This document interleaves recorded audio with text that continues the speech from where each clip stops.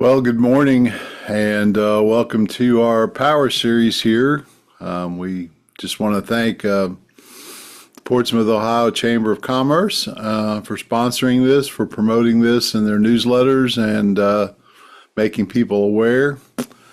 And we have a very interesting program for you this morning.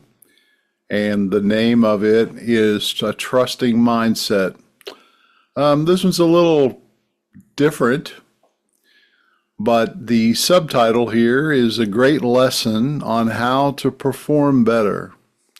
So to start this off, what I would like you to do is just to give some consideration to how you perform in life. So performers in general, we would think about Olympic athletes. They go out and do their sport. We have team sports where people get in front of a crowd of people that are watching and they do things. Certainly in the music realm and in the performance realm, people display their talents and their work and people look on to that. So that's certainly golfers is one that comes to, I kind of like to follow golf. I find it interesting.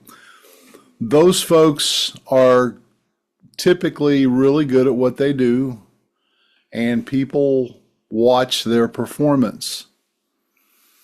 So people who do things like that, they prepare for that performance and then they perform. Now, if you're a thinking person and you're looking at our picture there, you're wondering, what does a squirrel have to do with this? Well, how do you have to think, or what is your mindset for you to be the best performer you can be? And we're going to examine a proposed thought process that says to be the best performer you can be, you need to think more like a squirrel. Well, I think it's obvious that squirrels don't have very big brains. They've got a very small head. And we have some squirrels in our backyard and they love the bird feeders. I don't know why they just call them squirrel feeders, but they hang from their tail and they hang up upside down and they leap around and they jump on the fence and then you look up in the trees sometimes and you watch some of their acrobatics. They are true performers. I don't think they have too much of a care of what you think of their performance, but certainly, what do you think is going through that little squirrel's head? I'm going to suggest not much at all. They're working on instinct. They're working from a different place that kind of bypasses that thinking mechanism. And the proposal of today, the proposed thought of today is when we overthink or really think much at all, when we're performing, it actually decreases the excellence or the efficiency of our performance. So that's what we're going to be looking at today. So that gives you an overview. Let's go ahead and jump into the material. Of course, we've got our rules of the game. We always start here. If you perform in some way, maybe you lead a team meeting, maybe you do public speaking, maybe you just meet one-on-one with employees, maybe you meet on a committee somewhere. You're in the eye of others and you have to perform at some level. Or maybe you're just working on a difficult project and you really want to do it well and you don't want to mess it up. Anything like that. Something that you own, something that you are responsible for.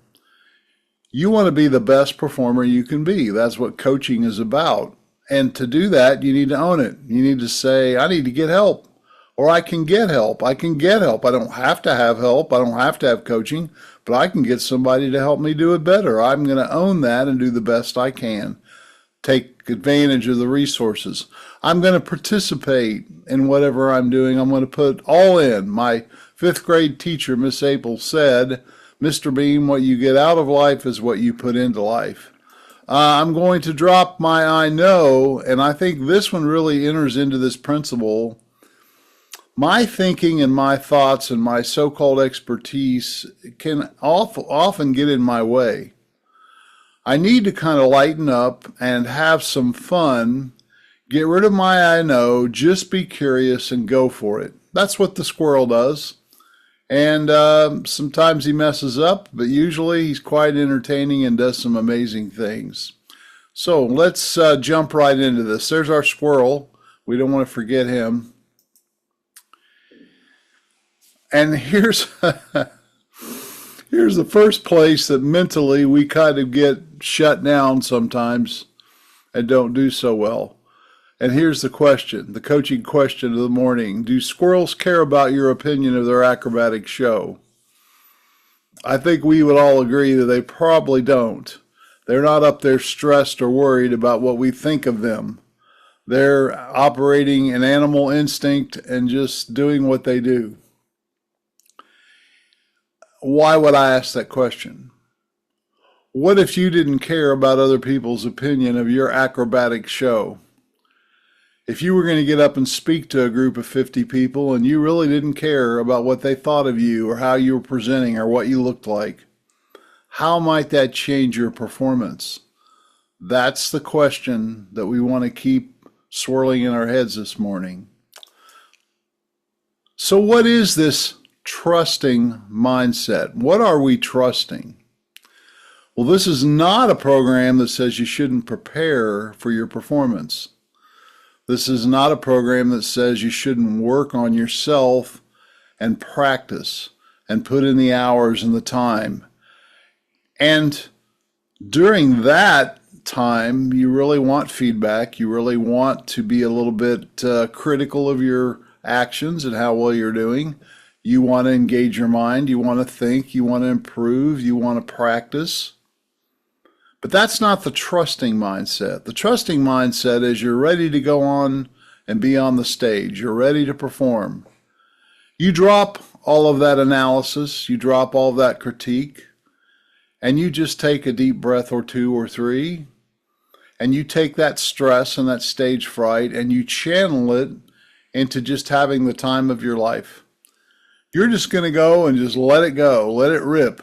You're going to trust the skills that you've produced and the preparation you've had, and then just embracing the reality is that it may go really good, it may not go so well, but that's okay.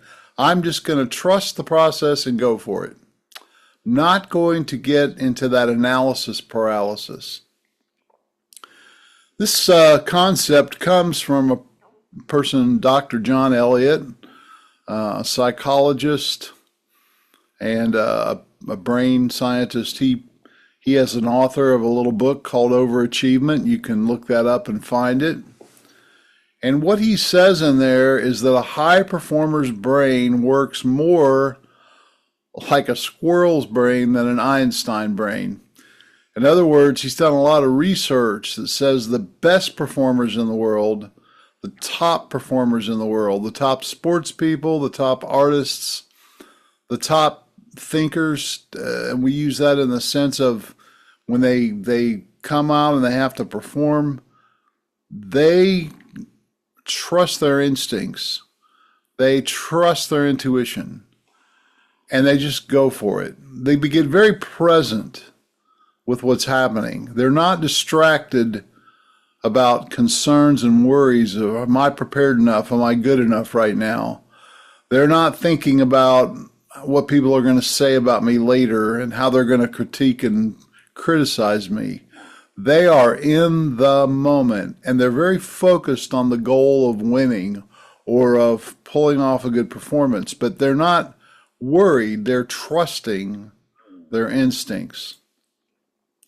They perform without a lot of doubt and without a lot of questions. Now, I try to think when I put these programs together, how can this be practical? I think sometimes people go into difficult conversations and they're so self-conscious about how they're coming across and how they're being perceived that it kind of freezes up their flow. They don't just relax, not take things so seriously, and just go in and be a kind, loving, encouraging, accepting, forgiving, understanding person, listen a lot, And you kind of lower that tension in the air. And that's when you can have the best confrontive, correcting conversations. As a leader, as a boss, as a manager, sometimes as a member of a committee or a group of people, and you're going to say something that may rock the boat. How do we need to show up in those situations to perform best? Well, it's not when we're doubting and questioning ourselves. We need to be more like a squirrel and just take a leap and just go for it and have even a good time with it, even though it might be a difficult situation or a challenging situation. In other words, they trust their skill set. They trust their training.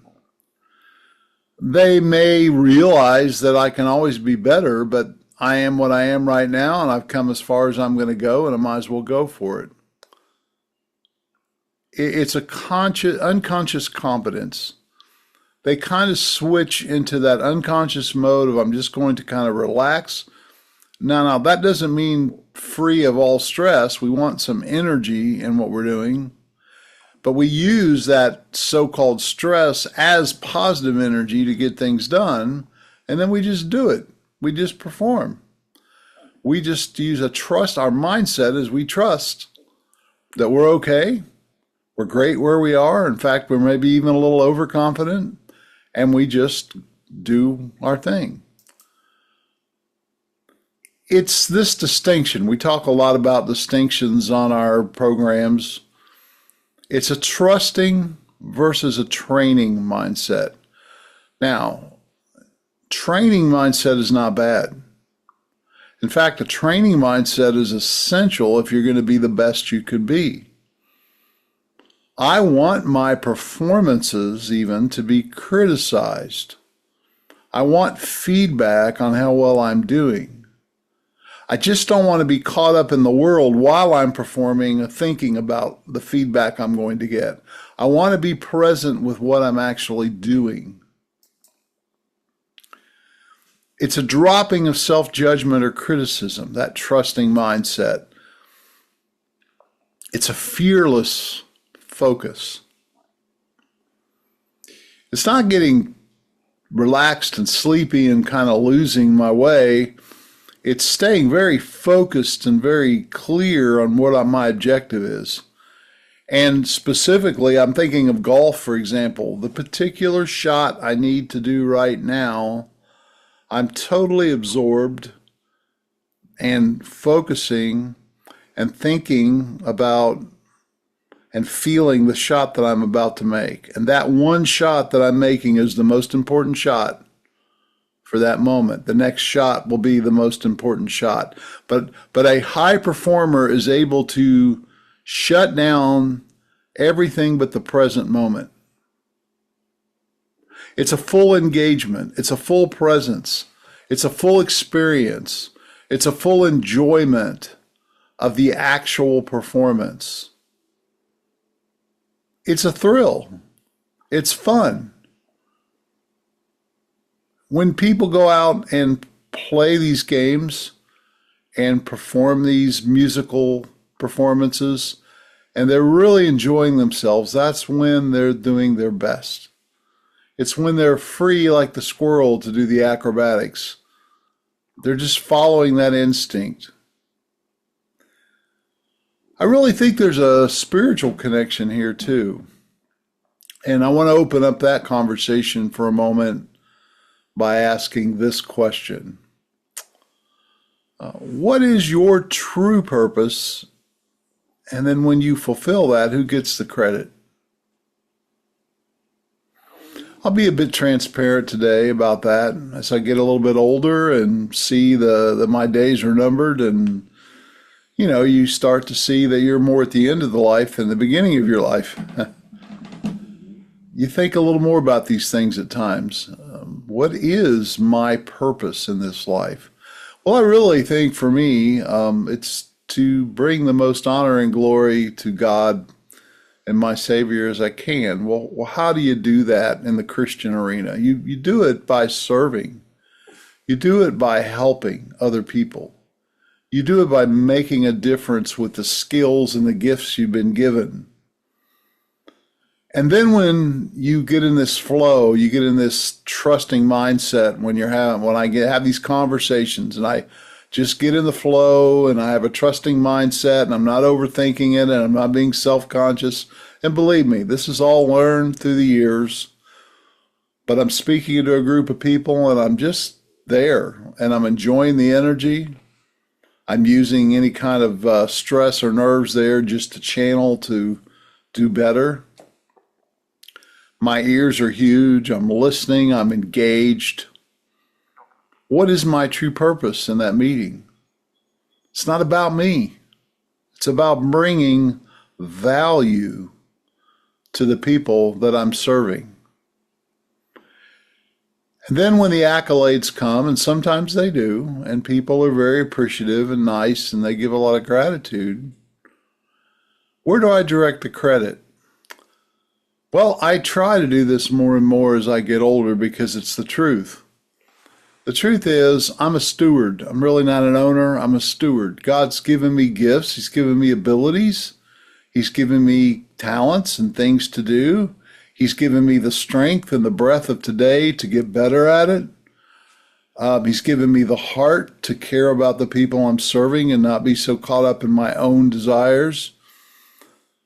I think that's the spiritual connection. I think people who live for the glory of another it's easier for them to release and just be like a squirrel. I think it's easier for them just to show up and perform, and if they do well, that's wonderful. If they don't do so well, they can get better. They don't beat themselves up. They don't have this huge judgment and criticism of themselves because they know they're really performing for an audience of one. And that's where I come from. That's why I included the point in today's program, because if you have more questions about how to get there or maybe just want to share how you are there, I would love to talk to you sometime. What are we saying here? How do I develop a trusting mindset? That would be the question that would come out of this morning. Well, I think you have to prepare.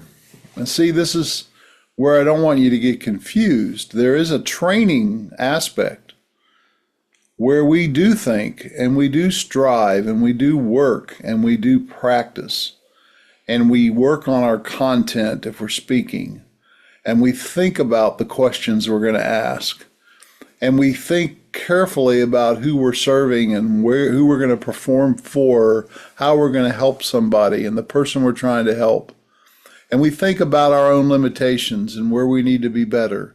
There is a time for that training mindset where you get a coach or you get by yourself or you get with somebody you trust and you let them lay you out and even take a picture or a video of your performance or whatever, and you sit with them and you look at the game film and you criticize it.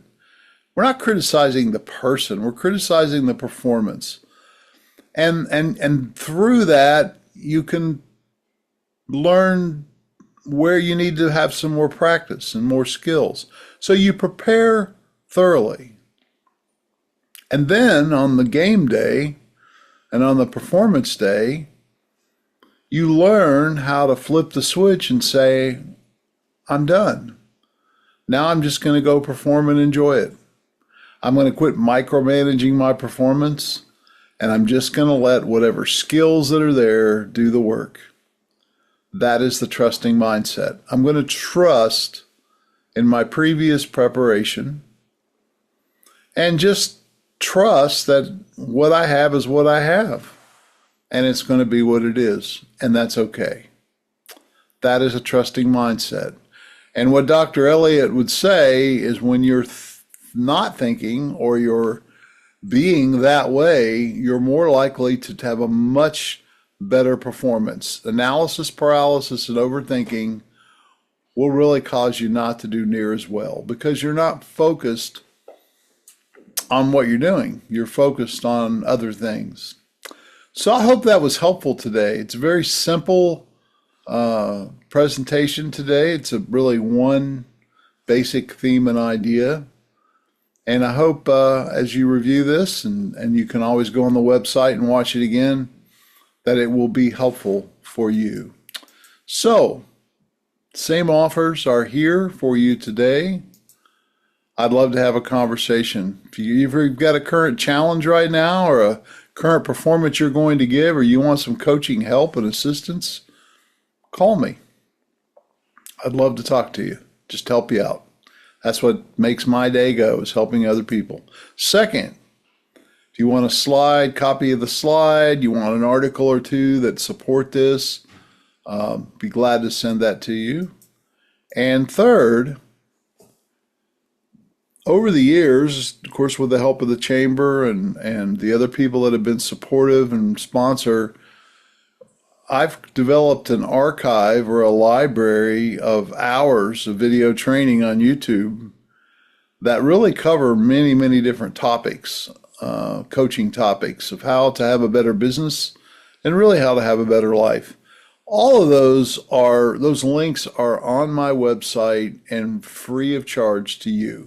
Just have to log into the website, go click on one of the links, and it'll pull up the YouTube and you can watch it. Got something coming. I'm just going to seed the process right here. We're going to do a little change on our newsletter presentation and the way we do that. And there's something very exciting in the works that I would say would unfold within the next month or two. So stay tuned and pay attention. There are some fun changes coming. So www.mentordavebeam.com, that is where to get in touch with me. Email is by far the best way if you want a response from me. So thank you for coming today. We're going to take off a little bit early. It's about 10 till 9. And I hope you enjoyed today's presentation. Thank you.